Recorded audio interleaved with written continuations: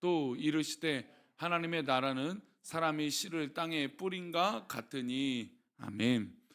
기도하겠습니다. 하나님, 오늘도 이 사랑 없는 세상 가운데 우리가 살다가 때로는 상처를 받고 고난받고 또 이 악한 세상의 이 유혹에 정말 우리를 자꾸 넘어뜨리려고 하는 이런 악한 세상 가운데 우리가 살고 있습니다.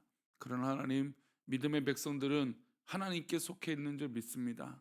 믿음의 백성들은 하나님의 자녀요 하나님의 백성인 줄 믿습니다. 우리가 그렇게 하나님만 바라보고 하나님 백성답게, 믿음의 백성답게 살아가게 하여 주시고 주의 놀라운 은혜 속에 승리할 수 있도록 은혜를 더하여 주옵소서.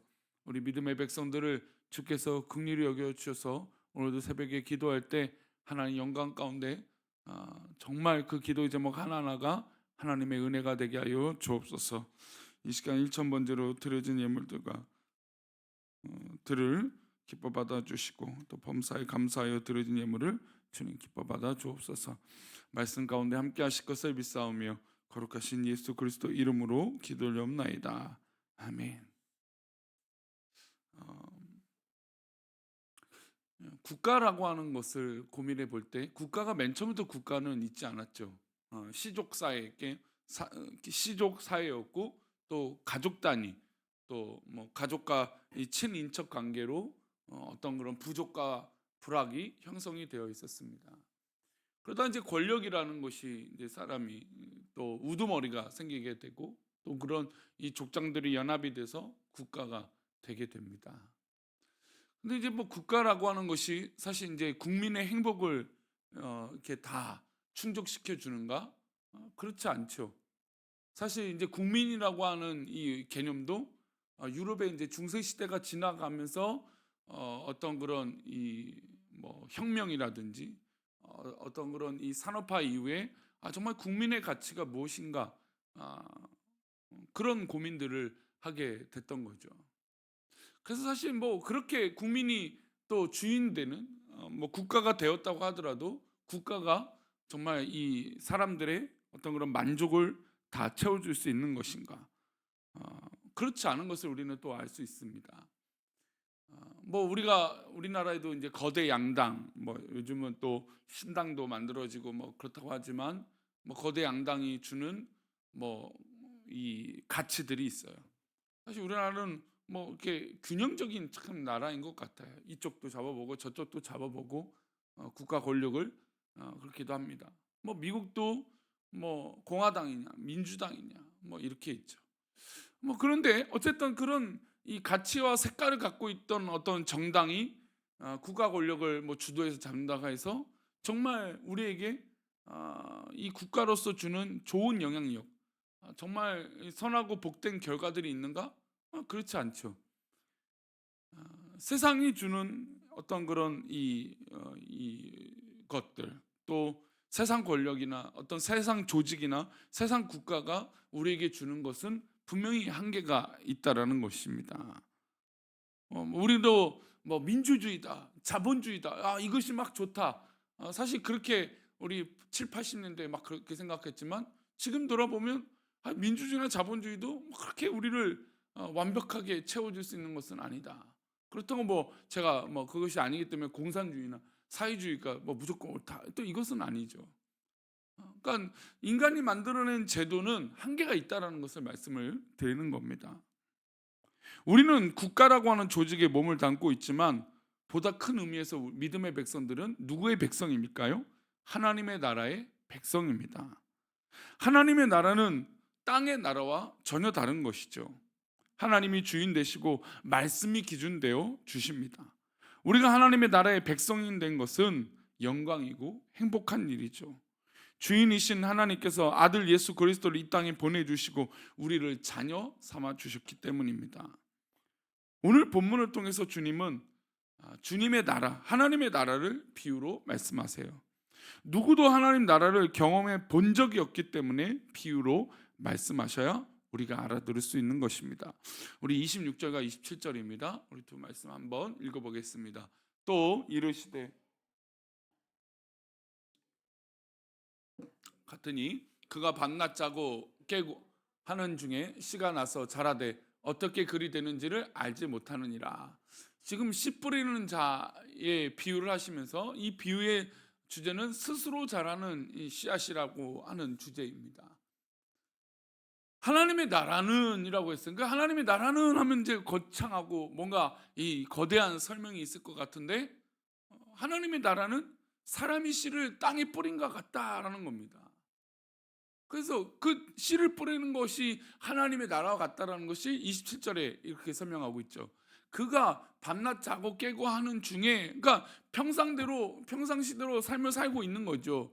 근데 사실 이제 씨를 뿌렸어요. 뿌리기는 내가 뿌리지만 그것이 어떻게 자라는지, 그것이 어떻게 막 이 가지가 올라오고 뭐 잎이 나고 열매를 맺는 건, 이건 뭐 아무리 해도 이 씨를 뿌리는 사람은 알 수 없는 것처럼 하나님의 나라가 바로 그렇다라는 겁니다.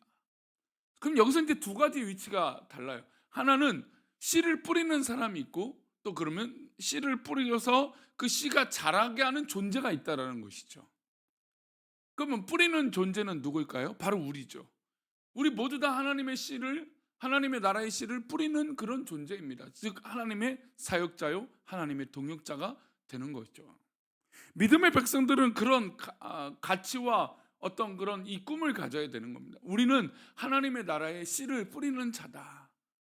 근데 더욱더 중요한 건, 이 씨를 우리가 뿌리긴 하지만 이 결과와 과정과 자라게 하시는 분은 누구이신가요? 하나님이신 거죠. 그러니까 하나님의 나라는 바로 이런 의미로 우리가 살아가는 겁니다. 우리가 일상을 살아가는 것 같지만 그건 착각이죠. 우리가 열심히 살아가고 어떤 결과를 내는 것 같지만 그 결과를 내게 하시는 것은 누구일까요? 하나님이시라는 겁니다. 우리는 열심히 그저 씨를 뿌리는 거예요. 근데 그 결과와 그 과정을 인도하시는 분이 우리 하나님이시라는 겁니다. 그 하나님 앞에 모든 걸 맡기고 살아가야 된다는 것이죠. 그 결과도, 그 과정도, 그 모든 것이 하나님의 뜻 가운데 있다는 것을 고백하는 것입니다. 그래서 모든 것이 하나님의 은혜가 되는 것이죠. 내가 막 뭔가 열심히 씨를 뿌리긴 합니다. 최선을 다하죠. 우리 모두 다 그렇게 살고 있습니다. 근데 그 모든 가치와 과정과 결과를 하나님께 맡기고 하나님께서 하시고, 하나님께서 이 뿌리를 내리게 하시고 잎이 나게 하시고 가지가 올라오게 하시는 하나님의 놀라운 섭리가 우리 삶 가운데 있다라는 것이죠. 이것을 깨닫고 그것을 믿는 백성들이 하나님의 나라의 백성이라는 겁니다. 우리가 또 목회자도 말씀을 전하고 또 우리도 복음을 전하는 복음의 일꾼으로서 살지만, 결국 그 걸음마가 그 과정을 인도하시는 분이 우리 하나님이시라는 것이죠. 농부가 땅에 씨를 뿌리고 나면 관심이 갑니다. 내가 뿌린 씨앗이 얼마나 자랐을까, 잘 자라고 있을까, 또 마음이 쓰이게 되죠. 오늘도 와서 보고 내일도 와서 보고 봅니다. 저도 뭐 어렸을 때 어떤 씨를 뿌려보고, 아마 양파도 뭐 농사를 져보지 않았지만 양파도 물에 한번 이렇게 페트병에 담아서 뭐 이렇게 위에 세워서 한번 자라게 보셨던 경험들이나 그런 구경들을 하셨을 겁니다. 그래서 물을 주고 뭐 정성껏 돌봅니다. 신비로운 것은 농부가 하루 종일 지키고 있어도 씨앗이 자라는 것은 보이지 않습니다. 그런데 그 다음날 와보면 또 쑥쑥 자라 있고, 지켜볼 때는 자라지 않는 것 같더니 밤낮 자고 깨는 중에 씨가 자라서 큰 나무가 되는 것이죠. 어떻게 이런 일이 있을 수 있습니까? 하나님께서 키우시기 때문이죠. 우리 성도님 삶 가운데 일어나는 모든 가정과 어떤 그런 씨를 뿌리는 것들이 있다면 분명히 우리 하나님께서 자라게 하실 것을 믿습니다. 이게 바로 하나님의 나라에 속해 있는 믿음의 백성들의 마음이에요. 마음가짐이죠. 우리가 열심히 오늘도 씨를 뿌리고 이렇게 하지만 분명히 우리 하나님이 자라게 하신다는 것이죠. 그래서 28절 말씀에 이렇게 말씀하십니다. 함께 읽겠습니다. 땅이 스스로 열매를 맺되 처음에는 싹이요 다음에는 이삭이요 그 다음에는 이삭의 충실한 곡식이라. 싹이 나고 이삭이 되고 곡식이 되는 것은 사람이 하는 일이 아니라는 것이죠. 사람이 하는 일은 씨를 뿌리는 일이고, 씨가 자라서 이삭이 되고 곡식이 되는 것은 하나님께서 하시는 일입니다. 그러니 하나님의 나라는 하나님과 인간의 동역과 분업으로 이루어지는 것이죠. 바울도 고린도 교회를 세웠습니다. 근데 훗날 고린도 교회에서 막 분쟁이 일어났어요. 바울파, 아볼로파, 게바파, 예수파 막 이렇게 나눠졌습니다. 교회가 막 파벌이 생긴 것이죠. 근데 바울이 그 소식을 듣고 고린도 교회 편지를 쓴 게 바로 고린도 전후서잖아요. 근데 고린도전서 3장 6절에 이렇게 말씀을 합니다. 나는 심었고, 그러니까 바울은 나는 심었고 아볼로는 물을 주었고 오직 자라게 하시는 이는 누구시라고요? 하나님이시다. 그래서 우리들은 어떤 뭐 결과가 이루어지면 그것이 마치 다 내가 이룬 것처럼 자기의 영광을 취하려고 하지만 그 영광의 몫은 하나님께 있음을 우리는 고백해야 되는 겁니다.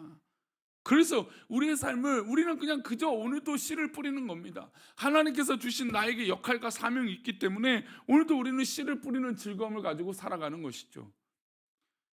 열매를, 그러니까 추수할 때 곡식을 거둬들이는 이 기쁨을 누릴 줄 아는 사람은 바로 씨를 뿌리는 사람만이 가능한 거예요. 씨를 뿌리지 않고 열매를 거둘 수 있다? 하나님의 인도하심을 경험할 수 있다? 있을 수 없는 것이죠.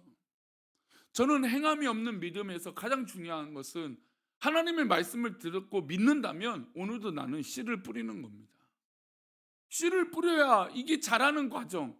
그러니까 이 야고보서의 이 행함에 관한 이 말씀을 들을 때 우리가 늘 조심해야 될 건 우리가 행위를 했다고 해서 그 결과를 다 내 영광으로 취할 땐 그것은 문제가 되는 거예요. 그러면 아무리 그것은 행위를 할지라도 그것은 어떻게 보면 믿음이 없는 것과 똑같은 거죠. 오늘 내가 행하는 것이에요. 말씀을 듣고 하나님 나라의 백성답게 행동합니다. 그러나 그 결과와 그 과정의 영광은 내 것이 아니에요. 하나님께서 하시는 거예요. 나는 그냥 고작 씨를 뿌리는 것밖에 없어요. 내 행위가 그거예요. 그러나 그 모든 것을 잘하게 하시고 정말 이루시는 것은 하나님밖에 없음을 우리는 고백해야 될 줄 믿습니다.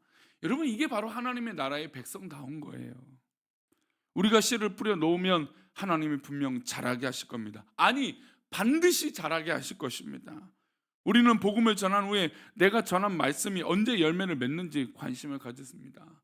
그러나 우리는 씨를 뿌리는 것뿐이지 이게 내일 맺어질지 그 다음에 맺어질지 알 수 없는 것이죠. 주님이 이어서 하나님의 나라를 이렇게 설명하세요. 우리 30절과 32절까지 우리 세 절 말씀 읽어봅니다. 또 이르시되 우리가 하나님의 나라를 어떻게 비교하며 또 무슨 비유로 나타낼까? 겨자씨 한 알과 같으니 땅에 생길 때 땅 위의 모든 씨보다 작은 것이로되 심긴 후에는 자라서 모든 풀보다 커지며 큰 가지를 내나니 공중의 새들이 그 그늘에 깃들일 만큼 되느니라. 우리가 그저 뿌리는 것은 대단한 이 보여지는 어떤 뭐 엄청 큰 씨앗이고 뭐 비싼 씨앗이고 요즘은 뭐 비싼 씨앗도 있더라고요. 그러니까 나중에 돈이 되는 식물들을 키우는 것도 요즘 뭐 재테크라고 하더라고요. 근데 우리는 막 엄청난 씨앗, 누구나 봤을 때 이것이 대단한 씨앗을 심는 게 아니에요. 물론 뭐 씨앗도 대부분 뭐 큰 씨앗도 있지만 대부분 다 작잖아요. 그러니까 우리는 그저 그렇게 작은 것을 심는 거예요. 그러나 맨 처음에 그 겨자씨 한 알이 작은 것이 나중에 정말 뭐 수백 배 커지는 것처럼, 수천 배가 커지는 것처럼 우리가 요거 정말 보잘것없는 것을 하는 것이지만 그 열매를 맺고 숲을 이루고 나무를 이루게 하시는 것은 하나님의 은혜라는 것이죠. 겨자씨가 왜 중요합니까? 겨자씨 안에는 뭐가 있을까요? 생명이 있습니다. 씨 중에 가장 작은 것처럼 보이지만 그 안에 그 작은 것일지라도 생명이 있는 것이죠.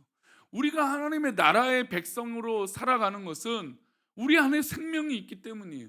성령의 하나님, 우리 주님의 역사가 예수 그리스도께서 하나님께서 우리 가운데 역사하시기 때문이에요. 그 백성이, 그 믿음의 백성들이 생명이 있는 것입니다. 사람들은 생명이 없지만 큰 것을 좋아합니다. 크고 좋아 보이는 것을 취하려고 하고 유명한 것을 취하려고 합니다. 그리고 사람들에게 자랑하려고 하죠. 하지만 진짜 생명이 없으면 아무 의미가 없는 것이죠.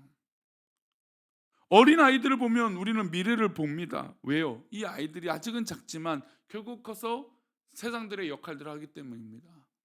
인구가 줄어드는 것이 왜 요즘 이렇게 이슈가 될까요?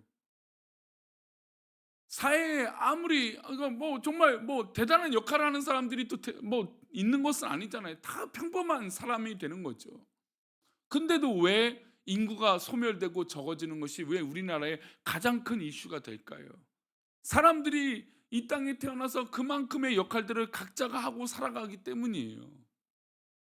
평범하지만 그 안엔 생명이 있기 때문에 그 가치가 있는 것이죠. 우리 아이들이 지금은 어리고 작지만 결국 커서 그 역할들을 다 할 거예요. 우리 성도님들의 자녀들이 지금은 뭔가 불안하고 야 이거 뭐 언제 해서 뭘 할 수 있을까 할지라도 다 커서 자기들의 역할들을 하게 되는 거예요. 왜요? 생명이 있기 때문에 가능한 것이죠. 우리가 하는 이 모든 사역과 모든 방향과 모든 일들은 주님의 이 생명이 있기 때문에 가치가 있고 능력이 있고 은혜가 있는 것입니다. 생명이 있는 씨앗은 결국 큰 나무가 되는 것이죠. 그리고 결국 새들이 깃들어 있게 될 것입니다. 하나님의 나라는 홀로 존재하지 않는다는 것을 의미하는 것이죠. 하나님의 나라는 사람일 수도 있고 공동체일 수도 있고 교회일 수도 있고 나라일 수도 있습니다. 중요한 것은 성장한 후에 얼마나 많은 사람들을 품을 수 있느냐 이거예요. 그러니까 우리가 직분이 있어요, 교회 안에. 그 직분이 있다라는 건 얼마나 많은 사람들을 품느냐에 있다라는 거예요. 품지 않으면 그 직분은 의미가 없습니다. 요셉을 한번 생각해 보십시오. 요셉이 훌륭하게 성장하여 이집트 애굽의 총리가 됐습니다. 그리고 아버지와 형제들 그들의 가족들을 모두 품었습니다. 기근에 허덕이고 있는 애굽의 모든 이 사람들을 요셉이 품었어요. 큰 나무가 됐죠. 그가 그 엄청난 고난과 역경을 견디고 이겨냈고 그리고 그 고난을 복수의 칼로 갈았던 것이 아니라 하나님의 은혜로 그 그릇이 넓어졌더니 사람들을 품게 됐던 겁니다. 요셉이 총리가 된 귀한 직분은 바로 사람을 품으라고 주신 하나님의 직분이었던 것이죠. 우리는 꿈을 꾸고 기대해야 됩니다. 우리 교회에서 자라고 있는 한 아이, 또 내가 하고 있는 이 한 봉사가 결국 사람들을 이롭게 하고 또 그 역할들을 하게 되고 자라게 될 것입니다. 결국 우리가 하고 있는 이 봉사가 큰 나무가 될 것이고 우리가 하고 있는 사랑이 큰 사랑으로 뒤바뀌게 될 것입니다. 우리가 지금 키우고 있는 우리 자녀들이 그렇게 큰 역할들을 분명히 할 것입니다. 이게 바로 하나님의 나라이죠. 하나님의 역사하심이 있기 때문에 그렇게 될 것입니다. 아니 반드시 아까 말씀드린 대로 반드시 하나님의 역사들은 이루어질 것입니다. 그러니 우리는 오늘도 마땅히 씨를 뿌려 봅시다. 그리고 하나님께서 자라게 하실 것을 바라봅시다. 그러면 수많은 새들도 깃들고 숲이 이루어져서 다른 사람들에게 그늘이 되어줄 것입니다. 오늘도 우리가 하고자 하는 모든 사역과 봉사와 기도의 제목들이 이렇게 하나님의 나라를 꿈꾸고 또 그 나라에 쓰임받는 일꾼들이 되시기를 축원합니다. 기도합니다. 하나님, 그렇습니다. 우리는 하나님 나라의 일꾼입니다. 하나님 나라의 백성입니다.